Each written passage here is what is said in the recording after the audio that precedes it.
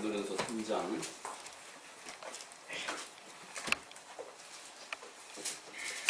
6절 말씀에서 9절 말씀까지 고린도전서 3장 6절 말씀에서 9절 말씀까지 다 같이 한 목소리로 함께 읽도록 하시겠습니다.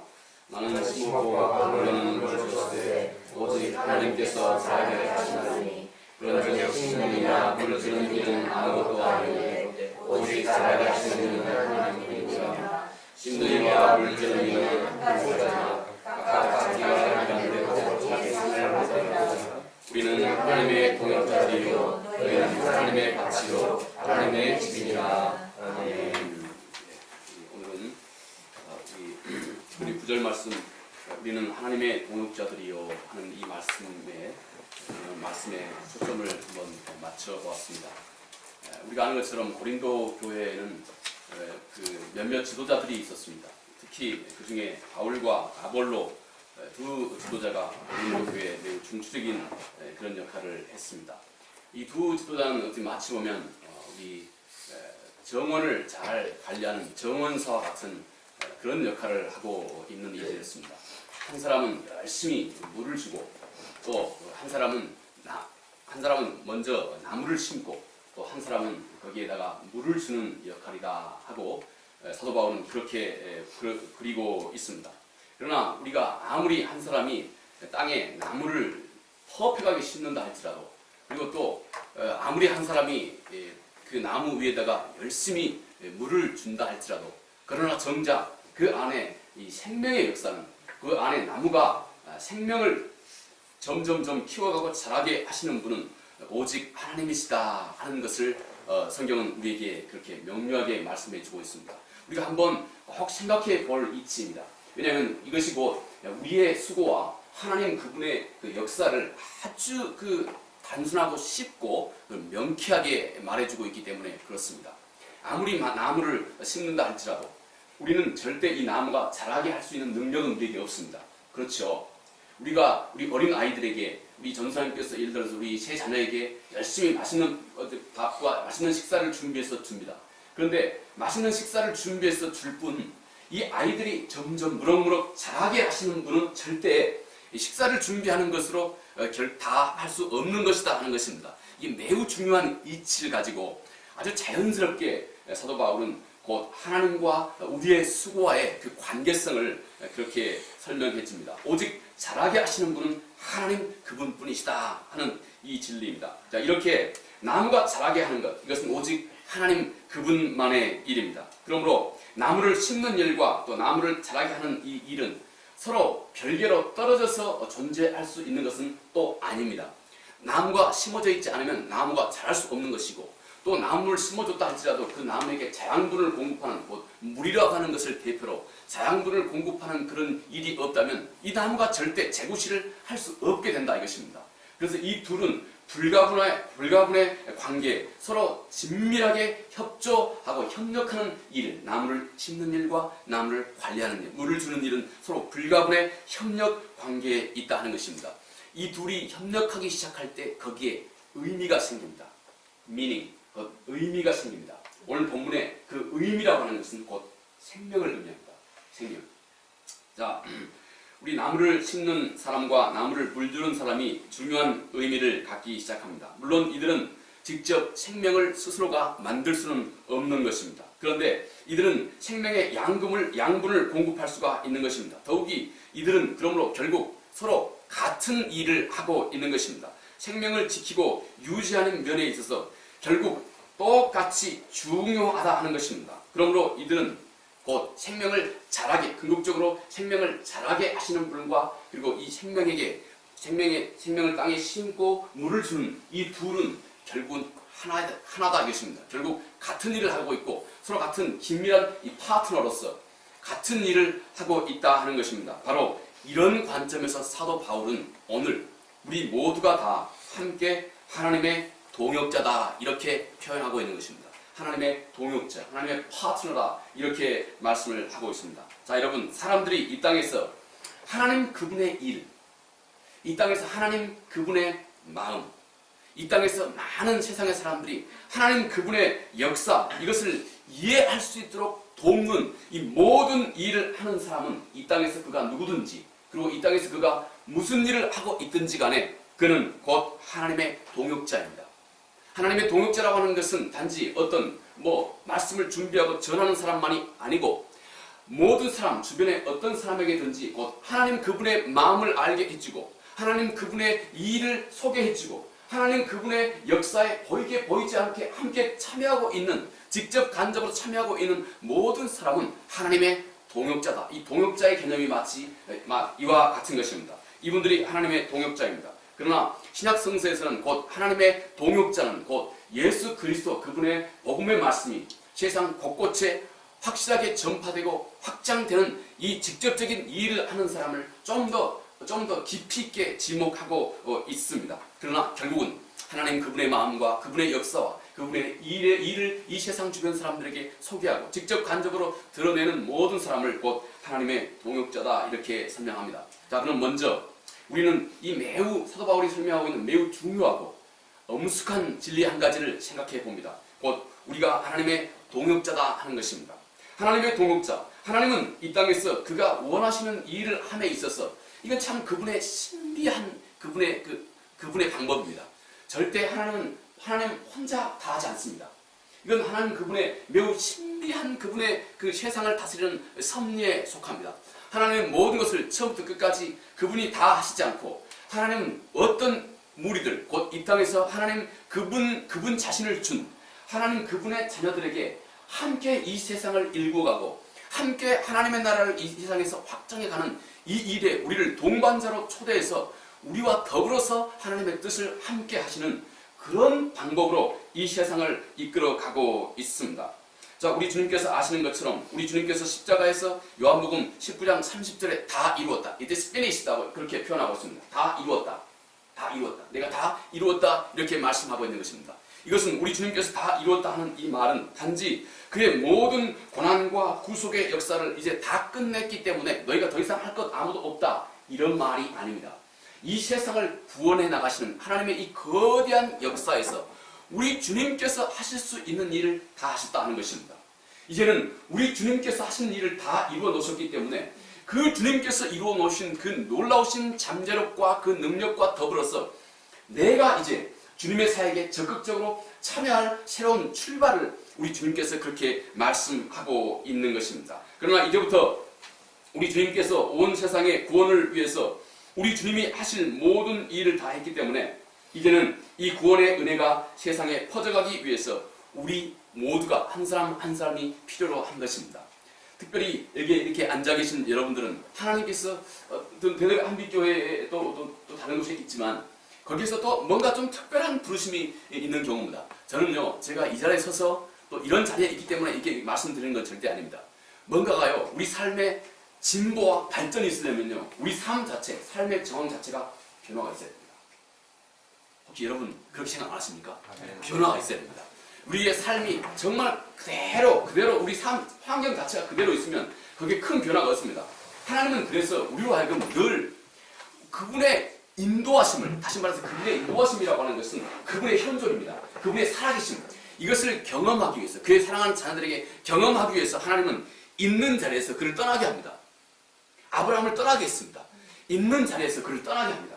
우리가 떠난다고 하는 말은 단지 어떤 물리적으로 장소, 위치를 떠나는 것뿐만 아니라 우리의 모든 환경과 생각들이 뭔가 이 기존에 쌓여있는 곳에서 나를 끄집어내는 것입니다.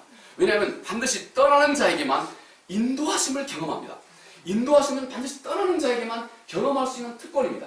그래서 하나님은 끊임없이 이스라엘의 하나님은 곧 하피루, 다시 말해서 이스라엘의 그 목자들, 목동들 말이죠. 히브리 땅에, 히브리 그 광야에서 끊임없이 이리저리 움직이고 있는 목동들의 하나님이셨습니다. 하나님은 자기를 그렇게 계시하셨습니다. 히브리 사람, 곧 하피루, 아주 가난했고 정말로 의지할 것은 하나님밖에 없는 사람들에게 하나님 자신을 계시했고, 그런 하나님 앞에 이들은 하나님 그분이 절대적인 분이라고 하는 사실을 알아볼 수 있도록 만드셨습니다. 하나님께서 우리 삶 가운데서 그분의 은총과 은혜를 우리에게 주실 때에는 우리를 어떤 기존에 정해져 있는 자리에서 우리 삶을 떠나게 하는 것입니다. 그러므로 우리는 떠나는 자는 우리가 그분의 인도하심이라고 하는 이 하나님의 정말로 역사하시는 매우 중요한 그분의 현존을 경험하는 역사를 하나님께서 우리에게 해주시는 것입니다. 자, 하나님은 우리를 그분의 동역자로 우리를 부르셨습니다. 그 마치 동역자라고 하는 것은 마치 이와 같습니다. 자, 여기에 큰 호수가 있다고 한번 생각해 보십시오. 하나님께서 요한복음 19장 30절에 It is finished, 다 이루었다 이렇게 말씀하신 그 하나님의 말씀은 이 온 세계, 온 우주에 넉넉하게 물을 공급하기에 충분한 이 큰, 소위 그 장로님 그 프랑스 말로 그 레저보아로 있죠. 레저보아, 큰 그 호수, 저수지, 큰 저수지를 만들어 놓은 것과 똑같습니다. 하나님께서 이 큰 저수지, 이 온 세상을 능히 적시고도 남을 수 있는 큰 이 저수지와 같은 호수를 하나님께서 다 만들어 주셨습니다. 이제 하나님은 이 호수에 고여있는 이 엄청난 이 구원의 역사, 이 엄청난 하나님의 은혜가 매우 세세하게 각 논밭 또 작은 작은 우리 집 앞에 있는 작은 땅 한 뼘의 땅까지도 일일이 다 공급될 수 있는 이 관계 수로를 건설하고 이 물을 공급할 수 있는 이 관계 수로의 역할을 우리에게 맡기신 것입니다. 이것이 곧 우리의 일입니다. 우리 속에서 하나님 그분의 그분 되심을 우리 삶 가운데서 우리가 소화시키고 이것을 세상 앞에 이렇게 물을 공급해주는 미시한 지역까지 물을 공급해주는 그런 역사를 하기 위해서 하나님께서 우리를 부르신 것입니다. 그러므로 이런 하나님의 마음을 이사야 6장 4절에 이렇게 얘기합니다. 내가 누구를 보내고 누가 우리를 위해서 갈고, 이것이 하나님 아버지의 마음입니다. 자, 우리 부름 받은 한 사람 한 사람은 개별적으로, 또 우리 교회는 집합적으로 우리는 동시에 이 세상을 하나님의 이 세상의 진정한 구원자 예수 그리스도 그분과 연결하는 통로로 우리 한 사람 한 사람을 하나님께서 삼으시는 것입니다. 세상이 예수 그리스도 그분을 구원자로 알아보고 세상이 예수 그리스도 그분을 영접할 때까지 우리는 할 일이 있다 하는 것입니다. 우리 한 사람, 즉 이 통로를 통해서 그들 안으로, 세상 안으로 이 복음의 진리가, 이 생명의 진리가 하나둘씩 뻗어갈 수 있도록 하나님께서 우리를 부르셨다 하는 것입니다. 이것은 마치 큰 누룩이, 우리 주님께서 표현하시는 표현에 의하면 큰 누룩이 이 빵 위에, 큰 빵 위에 이 누룩덩이가 누룩덩이가 툭 이렇게 앉혀지는 것과 똑같습니다. 곧 이 빵을 능히 바꾸고 이 빵에서 이 누룩의 역할을 능히 감당하기에 충분한 양의 누룩이 이 빵 위에 턱 올려진 것과 똑같은 이치입니다. 엄청난 그분의 생명의 능력과 놀라운 구원의 권세가 마치 누룩 덩어리와 같이 이 세상이라고 하는 이 빵 위에 이미 옮겨졌다 하는 것입니다. 이제는 생명의 누룩을 빵 전체에 고루고루 분사시키는 바로 그 일, 이 초자연적인 하나님의 이 구원의 이 계시의 역사가 하나님과 우리 손에, 동시에 하나님과 우리 손에 맡겨져 있다 하는 것입니다. 이것의 한 면이 우리 삶에 맡겨진 것입니다. 우리는 이 일을 자연스럽게 우리 삶의 일터에서, 또 우리는 이 일을 자연스럽게 우리 삶의 정황 가운데서 우리는 이 일을 직접 간접으로 하나님과 함께 동역해 가게 되는 것입니다. 세상 사람들에게 오직 예수 그리스도 그분만이 유일한 삶의 소망이라고 하는 것을 이제 우리는 가르쳐야 됩니다. 이것이 곧 하나님께서 이 땅에서 우리를 부르신 목적입니다. 우리가 이 세상에서 무슨 일을 하시든 간에 예수 그리스도 그분이 우리 삶의 모든 것이라고 하는 사실을 우리는 가르쳐 줘야 됩니다. 그리고 예수 그리스도 그분이 없이는 이 땅에 아무런 소망이 없다고 하는 것을 우리는 우리의 삶을 통해서, 또 우리의 삶의 경험을 통해서 세상 사람들에게 알려주고, 또 그들이 경험할 수 있도록, 그리고 그들이 고백할 수 있을 때까지 우리는 그들에게 진리의 말씀을 함께 나눠주는 이 고귀한 역할에 하나님께서 우리를 부르신 것입니다. 하나님 측면에서 이 일에 필요한 모든 것은 이미 다 이루었습니다. 이제 우리의 일이 시작된 것입니다. 그가 다 준비해 주신 능력과 또 사랑과 권세와 권능으로 이제는 우리가 시작해야 할 때인 것입니다. 그분은 끝냈고 이제 우리가 그의 영으로 더불어서 그분의 그분 되심으로 더불어서 주께서 우리에게 보내주신 보혜사 성령을 통해서 우리는 그분과 더불어서 그분의 역사를 이 땅에 해 나가기 위해서 하나님께서 우리를 부르신 것입니다. 그러므로 하나님은 우리의 한 사람 한 사람의 역사가 없이는 하나님 그분의 뜻을 이 땅에서 다 이룰 수가 없게 되어 있습니다. 하나님은 참으로 독특하게 하나님은 모든 것을 다 할 수 있음에도 불구하고 하나님은 이 세상을 구원하고 이끌어가는 방식을, 그런 방식을 선택하셨습니다. 제가 다음에 성경 공부할 때 자세하게 말씀드리겠습니다만 이것은 하나님 그분의 매우 중요한 섭리고 은총입니다. 하나님은 나의 협조가 없이는 이 세상에 하나님 그분의 뜻이 온전히 이루어지지 않는 구조로 이 세상을 이끌어가고 있습니다. 나의 협조가 없이는 내가 내 앞에 주의 길을 준비하지 않고는 주님께서 내 앞을 지나가지 못하는 그런 구조로 주님은 주님 자신의 길을 만들고 계시는 것입니다. 우리 주님은 오늘 나를 통해서 세상 어떤 것, 오직 나만이 할 수 있는 그런 공간을 주님께서는 지금도 만들고 계십니다. 세상에 나만이 할 수 있는 공간입니다. 이 우리 어린 아이는, 이 어린 아이가 그의 인생을 통해서 제 아이가 할 수 있는 그 길이 있습니다. 또 권사님 같은 경우는 권사님만이 감당할 수 있는 그 길을 하나님께서 이미 주셨고, 장로님만이 감당할 수 있는 그 길, 아무도 할 수 없는 일입니다. 아무도 대신할 수 없는 그 길을 하나님께서 우리 각 사람 한 사람에게 하나님께서는 만들고 계시고, 또 우리 인생을 하나님께서 그렇게 이끌어가고 계신다 하는 것입니다. 그러므로 우리 모두는 이 세상에서 우리 주님의 영광스러운 동역자입니다. 우리 주님께서 우리에게 주신 최고의 특권이기도 합니다. 본문은 동시에 우리에게 또 다른 중요한 진리를 우리에게 나타내 주고 있습니다. 여기 모든 그리스도인이 놀라운 이 특권 위에 곧 하나님 그분의 부르심, 곧 소명을 우리에게 안겨주신 것입니다. 예수 그리스도가 나의 구세주라고 하는 이 개인적인 특권은 동시에 강력한 소명을 나에게 부과해 주고 있습니다. 내가 복음을 이렇게 이해하고 있어야 옳은 것입니다. 복음은 우리에게 한없는 특권만을 부여해 주고, 그 특권이 하도 그냥 넘쳐가지고 어쩔 줄 몰라 하고 결국은 그 특권의 그 중요성조차도 놓쳐버리고 잊어버리는 그런 의미 없이 뜻없이 그냥 배만 부르는 그런 사람으로, 수수방관하는 그런 사람으로 절대 우리를 부르지 않았습니다.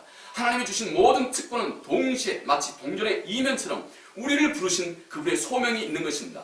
그러나 그분의 소명 역시 제가 다음에 우리 바이블 스터디 때 자세히 다루겠습니다. 그러나 그 소명 역시 절대 하나님은 우리에게 어떤 짐을 부과하는 것이 절대 아닙니다.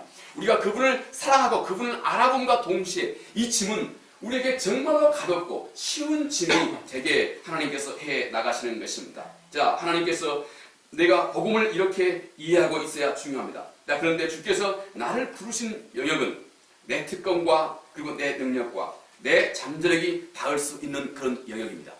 내가 할 수 있는 역량, 내가 가지고 있는 재질, 내가 가지고 할 수 있는 그 특권, 내가 잘 감당할 수 있는 능력과 그 잠재력, 이것이 맞닿을 수 있는, 닿을 수 있는 그 장소, 그 영역이 하나님께서 나를 부르신 그 영역입니다. 당신 혹시 영어를 잘하십니까? 저같이 좀 이렇게 그 영어와 한글을 그냥 할 수 있는 사람은 언젠가 하나님께서 이 일을 통해서 그분의 역사를 이룰 수 있도록 나를 부르신 것입니다. 또 여러분들이 아주 치밀하게, 우리 또 장로님 같은 경우는 또 우리 집사님 같은 경우는 직장에서 여러 가지 많은 일들을 세부적으로 잘 설계하고 계획하고 추진하고 하는 이런 일들을 아마 많이 치밀하게 경험해 있었을 것입니다. 이 모든 일들, 그 영역, 내가 잘 감당할 수 있는 그 영역들, 이것이 곧 하나님께서 나를 부르시고 나에게 맡겨주고 계시는 바로 그 삶의 영역인 것입니다. 모든 그리스도인들은 그래서 이 안에서 우리의 무한한 잠재력을 함께 동원하여서 하나님 그분의 뜻과 역사를 이루어가는 것입니다. 모든 그리스도인은 그가 그리스도인이기 때문에 하나님의 능력이 이미 그 안에 투자됐다고 하는 사실을 잊지 말아야 됩니다. 이것은 우리에게 진정한 힘의 원천이 됩니다. 그를 구원하기 위해서 하나님이 우리에게 베푸실 모든 것을 이미 그에게 다 하나님께서 베풀어 주셨고 다 투자했다 하는 것입니다. 다 투자하신 것입니다. 그리고 그 능력 이면에 하나님께서 우리에게 맡기신 거룩한 그분의 부르심이 우리 모두에게 함께 있는 것입니다. 이 놀라운 특권과 이 그분의 부르심, 이 두 가지 축으로 우리의 삶을 바라봐야 우리는 하나님 그분의 말씀을 진정으로 바르게 알 수 있고 바르게 진리를 깨달아 알 수가 있습니다. 그러므로 우리는 하나님의 영광을 위해서 참으로 명예로운 의무와 명예로운 거룩한 부담을 지니고 있는 사람들입니다. 이것이 하나님과 그의 은혜를 입은 백성 간의 진정한 관계입니다. 이 안에 곧 특권과 소명, 이 안에 우리 주님과 긴밀한 관계, 주님께서 나를 빚어가시고 주님께서 나에게 그분 자신을 맡기시고 나를 통해서 그분의 역사를 이루어 가시는 주님의 모든 사역이 곧 이 특권과 소명의 이 미묘한 이 관계, 이 사실이 우리 인격과 삶 속에 이 신앙이 깊이 스며들어가는 이 과정 속에 하나님 이 참으로 그 모든 복의 경험들과 또 모든 하나님에 대한 그 깊은 알미 이 안에 다 존재하고 있습니다. 또 우리는 여기서도 진지하게 또 한 가지 잊지 말아야 할 것이 있습니다. 우리는 하나님의 방식으로 일을 해야 됩니다. 우리는 절대 하나님 그분의 방식으로, 그분께서 우리에게 가르치신 방식으로 우리는 그분의 일을 도모해야 하는 것입니다. 그분의 패션, 그분의 방법을 알려면 우리는 필연적으로 예수 그리스도 그분을 깊이 바라보아야 합니다. 예수 그리스도 그분을 깊이 알아봐야 됩니다. 우리가 아는 것처럼 창세기에 보면요, 창세기 1장에 보면 하나님께서 제 엿새 만에 세상을 창조하셨는데 엿새 만에 하나님께서 사람을 만드셨습니다. 그렇죠? 제가 말을 너무 빨리 합니까? 좀 빨리 하죠. 네. 예, 근데 뭐 그냥 한국말 하니까 이해하신다. 괜찮으시죠? 이해하신대로. 자, 창세기에 보면요, 엿새 만에 하나님께서 사람을 만드셨습니다. 일곱째 날 하나님께서 하루 첫째, 둘째, 셋째, 다섯, 여섯째, 그리고 일곱째 날에 하나님이 쉬셨다고 말합니다. 그런데 보실까요? 아담과 하와, 곧 하나님이 창조한 우리 인간의 입장에서 봤을 때 여섯째 날, 이건 상징적인 의미를 우리에게 주고 있습니다. 여섯째 날 다음에 그 다음 첫날이 인간의 입장에서 봤을 때는 무슨 날입니까? 쉬는 날이죠. 안식일입니다. 안식일. 우리 인간의 측면에서 봤을 때는 그 다음 날이 쉬는 날입니다. 이게 뭘 의미할까요? 하나님은 절대 우리에게 우리의 능력 밖의 일을 강제로, 우리가 하나님을 알자마자 그래 너 잘했다, 우리가 뭐 우리 개척교회 우리 정말 함께 하겠다 하는 이게 마음을 갖고 하자마자 그래 너 잘됐다, 지금부터 힘들고 어려운 일 막해라, 그냥 네 막 감당해라, 절대 그러지 않습니다. 저 자신도 그러지 않거니와요. 하실 거니와 하나님도 절대 그러신 분이 아닙니다. 하나님은 먼저 첫째 날에 우리가 하나님 안에서 깊은 쉼을 허락하셨습니다. 그게 뭘까요? 우리가 하나님을 아는 겁니다. 하나님을 깊이 경험한 것입니다. 왜냐하면 하나님께서 우리를 이끌어 가시는 방식은 나로 하여금 하나님 그분을 깊이 먼저 알게 하는 겁니다. 그분의 안식과 그분의 평화와 그분의 능력과 그분의 지혜와 사랑, 그 모든 것을 하나님은 먼저 우리가 깊이 경험하고 알게 하는 것입니다. 개별적인 이 펠로우십을, 개별적인 그분과의 친밀한 만남과 암, 이것이 쉼입니다. 그 쉼을 경험한 다음에 우리와 하여금 하나님의 씩씩한 일꾼으로 이 땅에서 하나님의 사역을 감당할 수 있도록 하는 것입니다. 하나님은 우리에게 다시 말해서 감당할 모든 역량을 다 주신 겁니다. 그래서 우리가 불평해서는 안 됩니다. 모든 역량을 알고 오면, 눈을 다시 한번 감고 생각해보면 충분히 하나님께서 다 우리에게 공급해 주시는 것입니다. 그래서 우리는 그분이 주신 능력과 그분이 주신 건강과 그분이 주신 지혜로 우리는 이 땅에서 하나님 그분의 역사를 이루어가게 되는 것입니다. 자, 우리는 예수 그리스도 안에서 그분의 스타일과 그분의 태도와 그분의 열정과 그분의 겸손과 그분의 헌신을 우리는 자세하게 배워야 합니다. 우리는 이제 주님이 걸어가셨고 또 주님이 죽으신 십자가의 그 희생이 무엇인지 우리는 먼저 깊이 아는 알미 있어야 됩니다. 그래서 제가 우리 죽동 한빛교회를 시작하면서요, 제일 먼저 교육에 가장 먼저 힘을 쓰려고 합니다. 먼저 우리가 선교할 수 없습니다. 먼저 우리가 이렇게 다른 일을 먼저 할 수 없습니다. 우리가 하나님을 알아야 됩니다.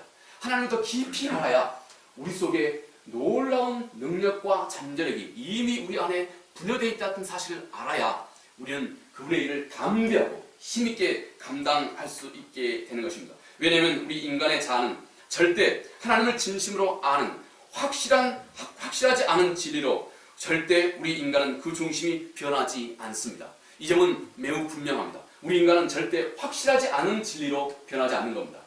확실하지 않은 진리로는 그저 동의만 할 뿐입니다. 그렇지 않나요? 우리는 그렇습니다. 우리는 얼마나 많은 세상의 경험을 해왔습니까? 얼마나 많은 인생의 파란만장한 경험을 해왔습니까? 아무리 누가 뭐라 한다 할지라도 이게 우리 마음을 치지 않는 한, 이 진리가 내 안에 분명하고 확실하게 내 안에 다가오지 않는 한 우리는 그 확실치 않은 진리로 절대 우리는 변하지 않는 것입니다. 우리는 뭐 그런 것 같은 이런 모습밖에 해낼 수가 없습니다. 이것은 누구 탓할 필요가 없이 우리 인간이 다 그렇다 하는 것입니다. 이제 우리 주님의 그 헌신이 무엇인지, 우리 주님의 그 고난이 무엇인지, 그러므로 우리는 깊이 알아야 됩니다. 그리고 그 주님의 역사와 주님의 주님 되심과 주님의 능력과 지혜와 주님의 그 겸손과 사랑, 그 모든 것이 우리 마음속에 확실해질 때까지, 분명해질 때까지 우리는 그분 앞에서 기다려야 됩니다. 우리는 그분 앞에서 그분의 음성 앞에, 우리는 그분의 음성 앞에, 마치 마르다와 마리아와 이 두 사람이 있을 때 우리 주님께서는 마르다 말고 마리아는 그 중에 좋은 쪽을 택했다 하고 우리 주님께서 이 마리아를 칭찬했습니다. 마리아가 했던 게 무엇입니까? 우리 주님의 무릎 아래 앉았습니다. 먼저 우리 주님의 무릎 앞에 앉아서 우리 주님의 말씀에 귀를 기울였습니다. 먼저 우리 주님의 말씀, 그분이 누구인지를 마리아는 먼저 분명하게 알고 행동한 것입니다. 이것이 우리가 걸어가야 될 바른 스텝입니다. 우리가 해야 할 것입니다. 그래서 우리는 그분의 권한이 무엇인지, 우리 주님의 마음이 무엇인가, 약함이 무엇인지, 우리 주님의 전적으로 자기 망각적인 그 헌신이 무엇인지, 우리 주님의 온유함이 무엇인지, 우리 주님의 그 부드러움이 또 무엇인지, 우리 주님께서 죄인 한 사람 한 사람 나를 향해서 베푸신 그 주님의 연민과 사랑이 무엇인지, 또 주님께서 매 순간순간 얼마나 절대적으로 하나님을 신뢰했는지, 그분의 그 죽음까지도 멈추지 못했던 그 생명의 다름질의 그 의미가 무엇인지 우리는 그것을 느낄 줄 알고, 우리는 그 주님 앞에 내 마음이 반응할 줄 알 때까지 우리는 그분의 무릎 앞에서 그분의 말을 들어야 됩니다. 우리는 그분을 알아야 됩니다. 그분을 더 깊이 알아야 합니다. 왜냐하면 우리의 모든 앞으로의 능력은 그분을 아는 데서, 그분을 이렇게 아는 데서 생겨나는 것이기 때문에 그렇습니다. 그를 알아야 우리는 이 땅에서 그의 삶을 살 수가 있습니다. 하나님이 바로 이 일에 적극적으로 우리를 도우시는 것입니다. 이것이 곧 믿음의 눈인 것입니다. 나는 여러분 모두를 교회에 맹목적으로 헌신하는 그런 사람으로 만든다거나 또 그런 태도를 절대 취하지 않을 것입니다. 여러분들이 그냥 그래 여기 힘들고 어려운 시간인 곳에 왔으니까 이제 뭐 그래 같이 그냥 죽으라고 한번 해보자. 절대 저는 먼저 그런 태도나 그런 마음과 그런 모습을 여러분에게 보이지 않을 것입니다. 나는 여러분에게 주님의 계명의 뜻과 그 뒤에 있는 우리 주님의 마음을 속속히 전하고, 그리고 그것을 나누고 그것을 알리고 그것을 우리가 반응할 수 있을 때까지 기다리고 함께하는 이런 생각, 이런 마음을 가지고 있습니다. 또 그를 진정으로 따르는 죽정이가 아니라 진정으로 우리 주님의 신실한 제자, 우리 주님께서 말씀하셨던 이 땅에서 말이죠, 예수 그리스도 구약 성서는 그런 예표를 많이 하고 있습니다. 우리 주님께서 신약 성서에 오직 오직 작은 소수의 무리만이 진정으로 하나님 그분의 신실한 제자라고 말씀하셨습니다. few,도 아니고요, few입니다. 근데 그런 어떤 상징적인 의미는 우리 그 민수기에 보면은요, 12제자 중에 12정탐꾼 중에 딱 둘이었습니다. 12분의 2입니다. 또 넓게는 말이죠, 60만, 남자만 해도 60만 중에 곧 여호수아 갈렙입니다. 이 퓨라고 하는 것, 작은 무리라고 하는 것은 마치 이런 무리와 같습니다. 이 땅에 많은 사람들이 있으되, 그러나 성서는 끊임없이 이 무리 중에 또 독특한 퓨가 있다, 독특한 소수가 있다는 것을, 이걸 주님께서는 알곡이라고 그렇게 불렀습니다. 우리 주님의 또 신실한 제자라고도 그랬습니다. 바로 이런 우리 주님의 신실한 제자로 한 사람 한 사람을 삼아가는데 저는 최선의 노력을 다 기울이도록 그렇게 하겠습니다. 우리가 하나님이 당신을 통해서 참으로 귀하고 놀라운 일을 해가시는데 전혀 어려움이 없는 사람이 될 수 있는 그 힘은 우리가 예수 그리스도를 정말로 진심으로 알아가는 데 있습니다. 당신은 스스로 정말로 뜻이 있는 인생을 살 것입니다. 또 하나님을, 예수 그리스도를 진심으로 알고 있는 우리 모든 사람은 알아서 이웃을 내 몸처럼 섬기게 될 것입니다. 이런 사람은 그의 삶 속에서도 최선의 삶을 살아가게 될 것입니다. 우리 주님의 마음을 진심으로 소유한다면 당신은 진정한 우리 주님의 종이 되고야 말 것입니다. 또 당신이 정말로 우리 주님의 손을 갖게 된다면 그 손으로 정말로 주님을 기쁘시게 하는 일에 누가 얘기하지 않아도 스스로 우리는 모두는 감당할 수 있게 될 것입니다. 당신의 모든 일은 곧 우리 주님의 일이 될 것입니다. 곧 우리 주님이 나를 통해서 일하기 시작할 것입니다. 우리 주님의 말씀입니다. 내 아버지께서 나를 보내신 것 같이 나도 너희를 세상에 보내노라. 이렇게 우리 주님께서 말씀하셨습니다. 두 번째로 우리는 오늘 이 본문의 말씀을 통해서 우리 주님께서 나를 동역자로, 곧 하나님의 동역자로 이렇게 부르신 그 명예로움에 대해서, 그 놀라운 그 명예로움에 대해서 한번 꼭 생각해 보아야 됩니다. 여러분 한번 상상해 봅시다. 미켈란젤로가 이 천지창조의 그 대걸작을 미켈란젤로가 이렇게 그렸습니다. 저는 보지 않았지만 아마 당연히 혹시 보셨죠? 참 대단한 걸작이라고 그럽니다. 이거 막 그냥 그림으로만 봐도 그 미켈란젤로가 누군가는 그 성당에서 이렇게 늘 고개를 쳐들고 이렇게 그 그림을 그리다가 결국 목에 장애가 왔다고 그럽니다. 목이 굳어가지고 그냥 그 고정 굳어버릴 정도로 이렇게 헌신되어 있습니다. 저는 뭐 그 영국에 있을 때 그 센트 피터 성 바울 그 영국의 그 대성당이 있습니다. 그는 뭐 로마에 그 비하면 그 비길 데가 없지만 그것만도 어마어마하고 뭐 엄청난 대걸작입니다. 여러분 한번 생각해 보십시오. 미켈란젤로가 우리 천지창조의 이 그림을 그립니다. 정말 심혈을 기울여서 그립니다. 그런데 거기에 이 미켈란젤로를 옆에서 도와주고 있는 견습생이 하나 있다 합시다. 그냥 풋내기 견습생입니다. 그런데 미켈란젤로가 어느 날 이렇게 얘기했다 합시다. 이 견습생이, 풋내기 견습생이, 야, 지금부터 이 부분, 이 딱 한 부분, 이 부분은 내가 너에게 이 붓을 줄 테니까 너가 이 붓을 내가 완성해라. 그런다면 여러분, 이 풋내기 견습생 마음은 어떻겠습니까?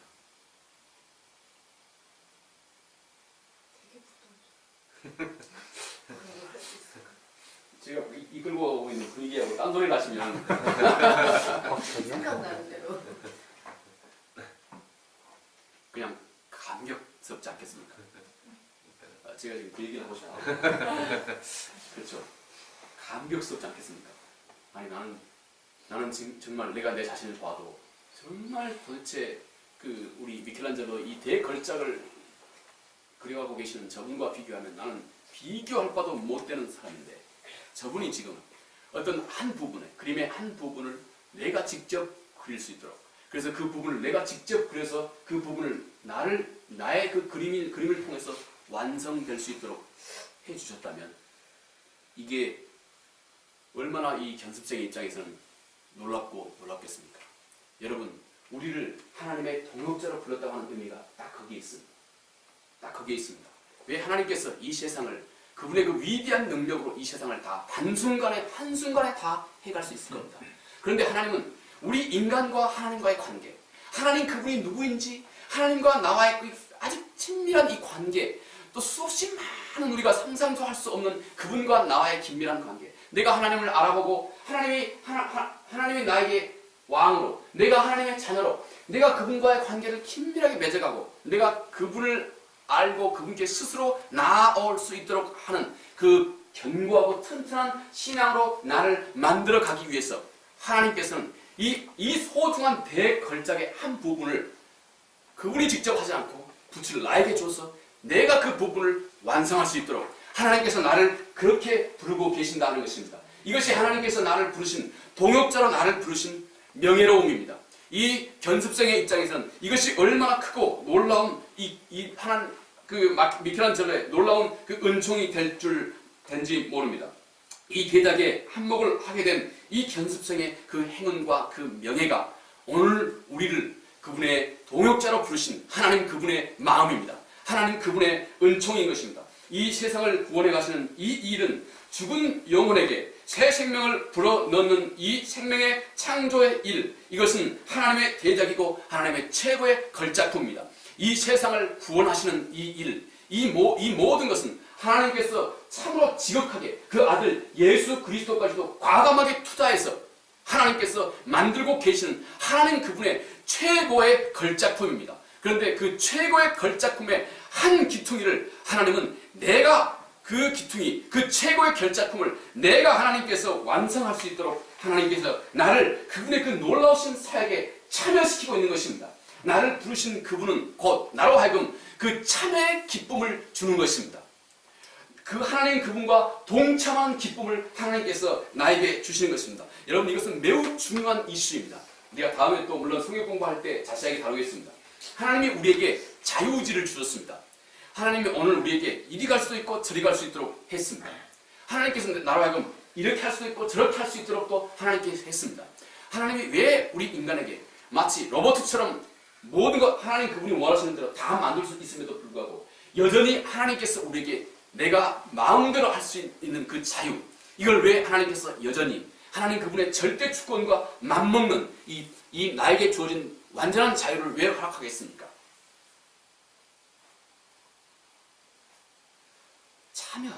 스스로 참여하는 자의 그 기쁨과 성취를 내가 맛보게 하기 위함입니다. 매우 중요한데, 스스로 참여하는 자의 기쁨.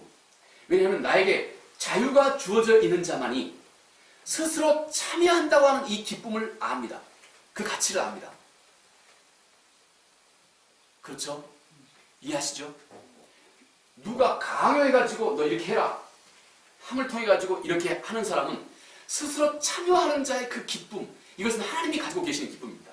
그 놀라운 그 기쁨을 모릅니다.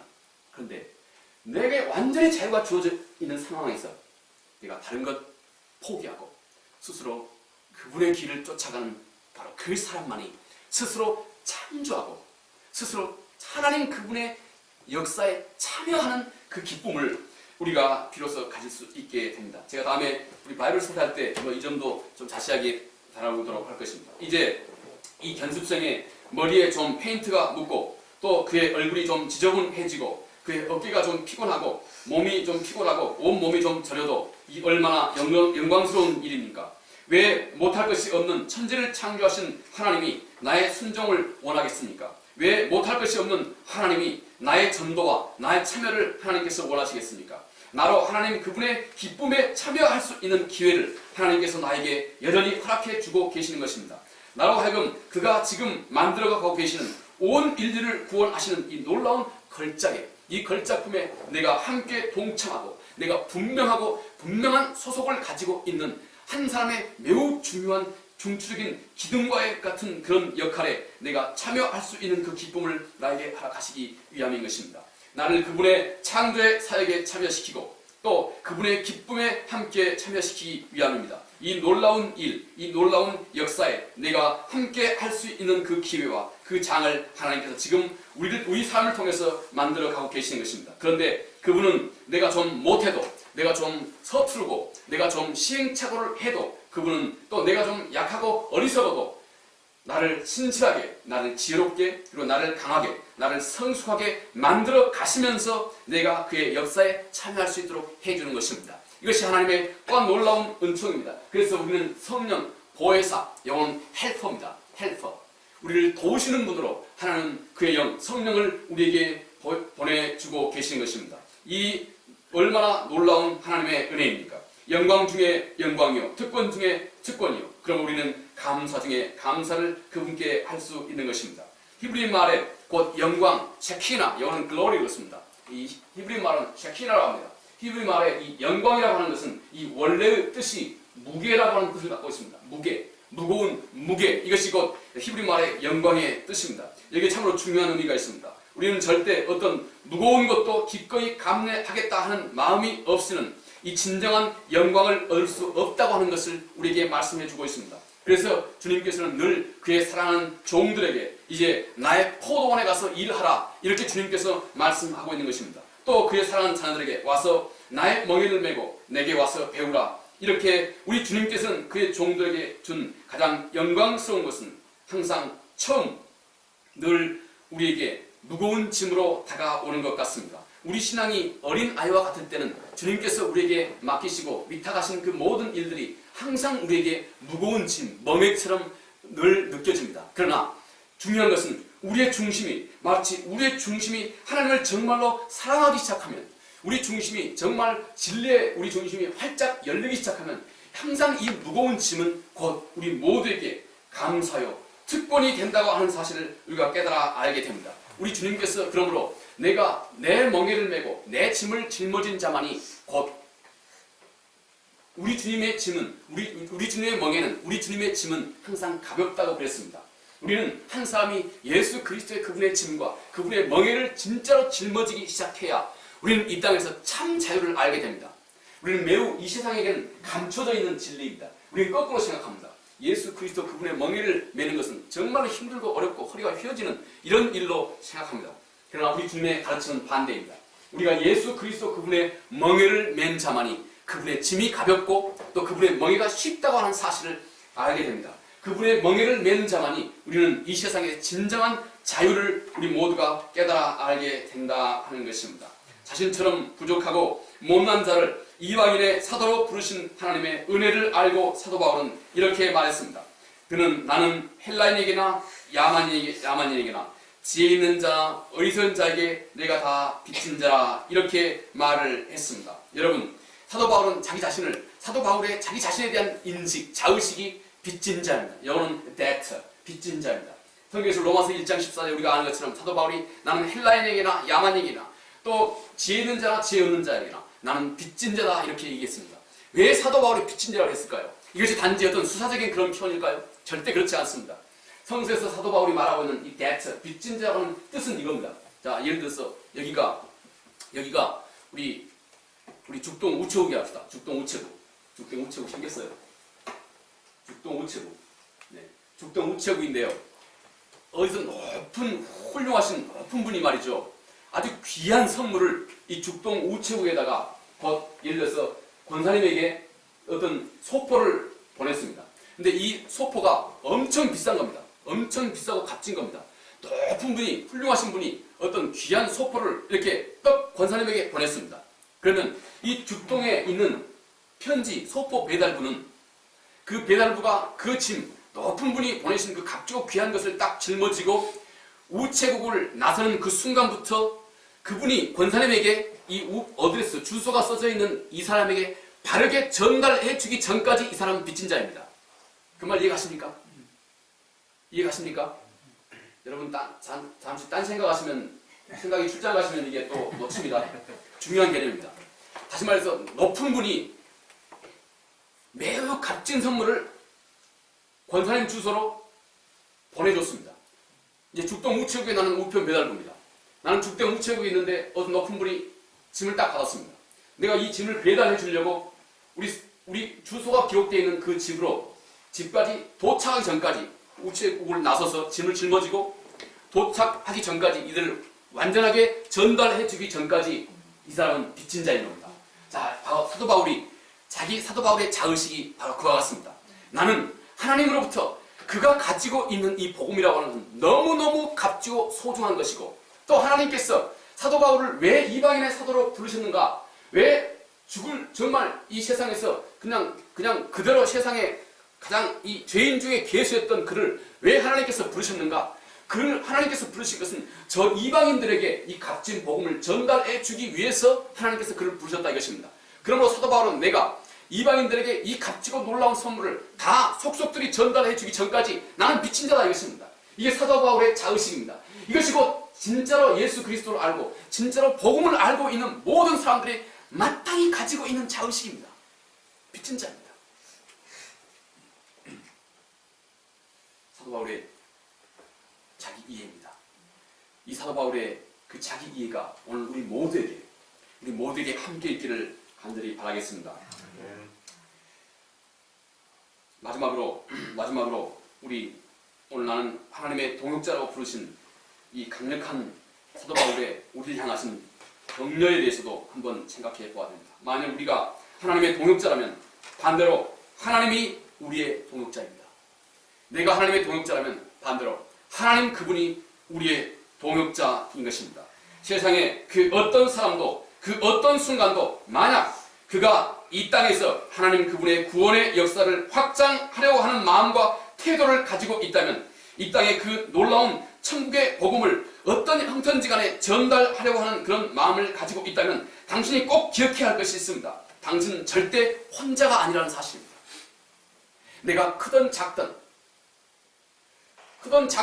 작은 하나의 수고와 작은 하나의 봉사와 작은 하나의 노력이라 할지라도 이것이 곧 하나님의 나라를 위해서 내가 하고 있는 일이라면 그분을 생각하는 마음에서 하고 있는 일이라면 여러분 우리는 한 가지 꼭 기억해야 될 것이 있습니다. 절대 우리는 혼자가 아니라고 하는 사실입니다. 곧 내가 만일 하나님과 함께 일하고 있다면 하나님은 나와 함께 지금 역사하고 있는 것입니다. 이것은 곧 내 자신의 고백이기도 합니다. 내가 정말로 하나님 그분의 뜻을 위해서 내가 이 일을 추진하고 있다면 여러분 하나님 그분의 신비로 우리는 물론 인생에서 크고 작은 많은 업앤다운을 경험합니다. 그러나 끝까지 그분을 신뢰하고 추진해 나가고 있으면 그 안에 하나님 그분의 놀라운 역사가 그 안에서 하나둘씩 이루어지게 됩니다. 그리고 그 놀라운 역사를 함께 참여할 수 있는 기쁨을 하나님께서 우리 모두에게 한 사람 한 사람에게 허락하고 있습니다. 내가 이런 하나님 그분의 마음을 향해 있다면 하나님은 나와 지금 함께 역사하고 있다고 하는 사실을 잊지 말아야 됩니다. 요한계시록에 드러나고 있는 예수 그리스도의 모습은 절대 가만히 앉아 계시는 모습이 아니었습니다. 7 촛대 사이를 예수 그리스도는 힘차게 쉼없이 왔다 갔다 걸어 다니시는 그런 분이십니다. 그분은 언젠가 인봉을 떼실 것이고 그분은 언젠가 이 세상의 역사를 그분이 의도하신 대로 바꾸어 가게 됩니다. 그분은 언젠가 백마를 타고 이 세상에 다시 오실 분이시고 그분이 일하고 계시는 예수 또 바로 그들을 위해서 하나님의 나라를 확장하고자 하는 마음과 태도를 가지고 시도하고 있는 모든 사람을 통해서 또 그들을 위해서 예수 그리스도는 지금도 힘차게 일하고 계시는 것입니다. 그분은 천군 천사와 함께 일하고 계시고 눈에 보이지 않지만 하나님의 전지전능하신 능력으로 하나님은 그분의 뜻을 이루어가고 있는 모든 자들의 삶 속에 마음 속에 그 중심 속에 동역자로 함께 하고 계시는 것입니다. 만약 하나님이 나와 함께 일하고 있다면 간단합니다. 우리 안에 하나님의 뜻은 분명하게 이루어질 것입니다. 할렐루야. 저는 이 점은 확실합니다. 하나님께서 우리 가운데 함께하고 있고 또 우리 모두가 다 정말 깨끗한 마음으로 어린 아이와 같은 마음으로 또 편안하고 안락한 자를 뒤로하고 그분을 위해서 작은 하나의 불씨가 되는 바로 그런 결단을 이미 하고 계시는 여러분의 삶 속에 그토록 순수하시고 또 그토록 하나님께서 원하시는 역사는 이미 그런 마음 안에서부터 이미 시작된 것입니다. 하나님 그분의 놀라우신 역사가 우리의 삶을 통해서 우리가 함께 가는 이 길을 통해서 하나님 그분 되심이 우리 속에 마음껏 경험되게 하고 그분의 놀라운 역사를 우리가 목도하고 함께 그분의 기쁨에 참여할 수 있는 역사를 하나님께서 우리에게 해 주실 것입니다. 만약 죽동이 변하면 여러분 유성구가 변하고 또 유성구가 변하게 되면 대전이 변하고 대전이 변하면 세계가 변화되게 되어 있습니다. 우리가 그런 역할을 다 함께 힘차게 해 나가도록 합시다. 기도하겠습니다. 은혜로우신 아버지 하나님 감사합니다. 우리를 하나님의 동역자로 부르신 것을 감사합니다. 주님이여 특별히 여기 앉아 계신 한 사람 정말로 이분들은 아버지 하나님 많은 사람들 중에서 또 특별한 결단을 하신 분들입니다. 주님 참으로 편안하고 안락한 삶을 뒤로하고 주님의 스스로 자원하여서 정말로 아버지 하나님이여 예수 그리스도의 이 땅에서 하나님이 세워가시는 새로운 또 한 교회 정말 순수하고 능력 있는 한 교회를 이 땅에 세우기 위해서 아버지여 모든 편안한 삶의 자리를 뒤로하고 이곳에 함께 모인 분들입니다. 주님이여 이들의 결단 이미 이 속에 하나님의 역사가 있고 하나님의 함께하심과 하나님의 능력이 함께하실 것을 주여 믿습니다. 아버지의 믿음을 가지고 서로 협력하며 서로 사랑하고 이해하며 아버지 이 안에서 정말로 주께서 이루시기 원하시는 일들을 담대하게 이루어갈 수 있도록 하나님 아버지 은혜를 베풀어 주옵소서. 어떤 순간도 지치지 않고 더욱 예수 그리스도의 넘치는 하늘의 역사와 또 공급하시는 하나님의 풍성하신 은혜와 능력이 우리 삶 전체를 휘감아갈 수 있도록 하나님 늘 눈동자와 같이 지키시고 인도하여 주옵시며 또 오늘 한 주간 동안도 하나님 그렇게 우리를 이끌어 주옵시며 함께하옵소서. 예수님 거룩하신 이름으로 기도하옵나이다. 아멘.